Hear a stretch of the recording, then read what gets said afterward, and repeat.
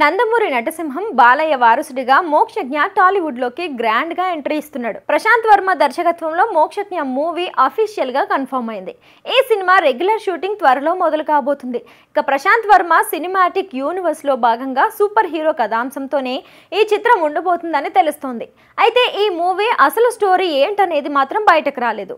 అభిమన్యుడి character base చేసుకుని ప్రశాంత్ వర్మ మోక్షజ్ఞ కోసం కథని సిద్ధం చేస్తున్నట్లుగా టాక్ అయితే వినిపిస్తోంది. ఇక ఈ సినిమాని సుధాకర్ చేకూరి, తేజస్వి నందమూరి సంయుక్తంగా నిర్మిస్తున్నారు.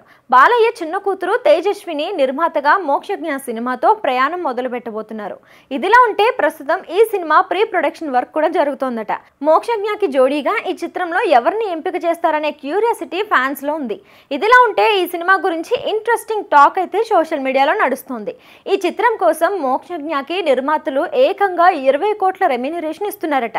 ప్రస్తుతం ఇదే ఇండస్ట్రీలో హాట్ టాపిక్ గా మారింది. టాలీవుడ్ లో స్టార్ వారసులుగా ఎంట్రీ ఇచ్చిన ఏ ఒక్క హీరో కూడా డెబ్యూ మూవీతో ఈ స్థాయి రెమ్యూనరేషన్ అయితే తీసుకోలేదు. ఒక టైర్ 2 హీరోకి ఇచ్చే రేంజ్ లో మోక్షజ్ఞకి ఈ చిత్రం కోసం రెమ్యూనరేషన్ ఇవ్వడం అంటే అది ఖచ్చితంగా రికార్డ్స్ అనే చెప్పొచ్చు. అయితే ఈ రెమ్యూనరేషన్ పై జరుగుతున్న ప్రచారంలో ఎంతవరకు వాస్తవం ఉందనేది మాత్రం తెలీదు. భారీ బడ్జెట్ తో పాన్ ఇండియా ప్రాజెక్ట్ నే ఈ సినిమా తెరకెక్కుతోంది. ఇక ఇప్పటికే మోక్షజ్ఞ హీరోగా తనని తాను ఎస్టాబ్లిష్ చేసుకోవడానికి కావాల్సిన అన్ని రకాల శిక్షణను కూడా తీసుకున్నారట. యాక్టింగ్, డాన్స్ పరంగా మంచి టాలెంట్ ఉందనే మాట కూడా వినిపిస్తోంది.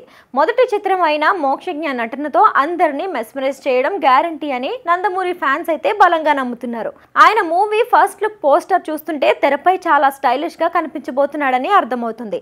మరి మోక్షజ్ఞకి ఈ మూవీ ఎలాంటి ఇమేజ్ ని తీసుకొస్తుందనేది ఇప్పుడు ఆసక్తికరంగా మారింది.